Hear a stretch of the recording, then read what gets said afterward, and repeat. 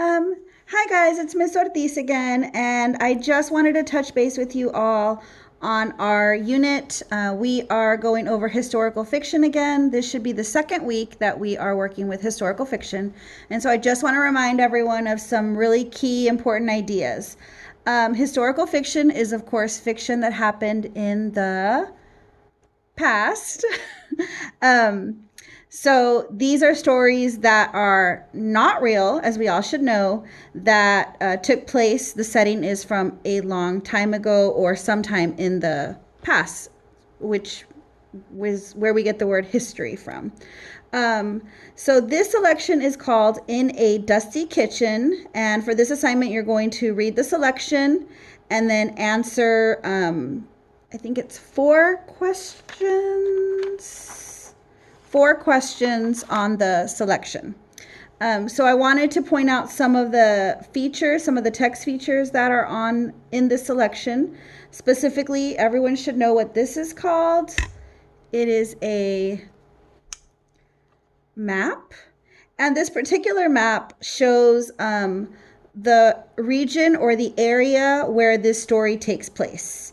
And so it tells you this is the Dust Bowl region, which is this part right here, and then others that were affected by the dust storms, which is the yellow part. The rest of the area of the United States is not affected or unaffected. Okay, cool.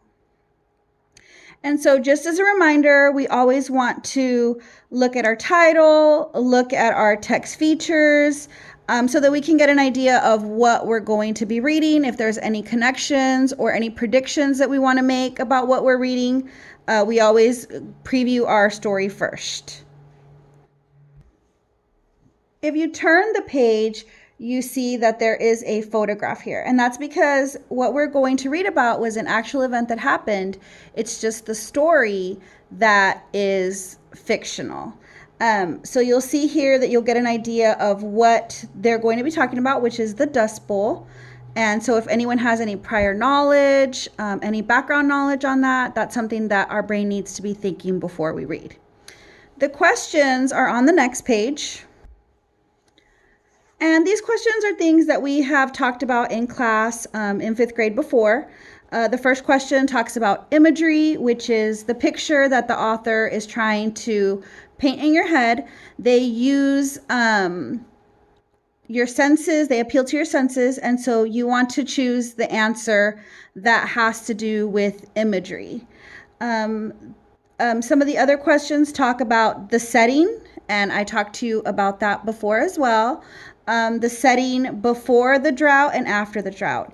And if you guys are struggling with what some of the words mean, even in class, we use our dictionaries. If you're not able to do that right now, you can go onto dictionary.com and look up what some of those words mean, because we're still going to practice the same skills that we have been using. We might have to change them just a little bit for this time.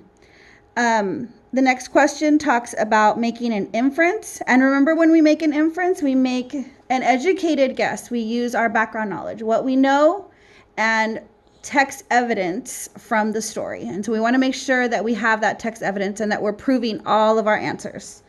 And the last one talks about idioms. That's figurative language. It specifically has an example from paragraph 1 in the story.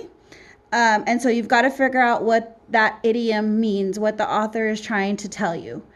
I hope that you guys are successful with your work at home. If you have any questions, please remember that your teachers are available to answer those questions by email or Class Dojo, or however your parents have chosen to communicate with your parents. We miss you guys and we want what's best for you. Stay safe, and we'll talk to you soon.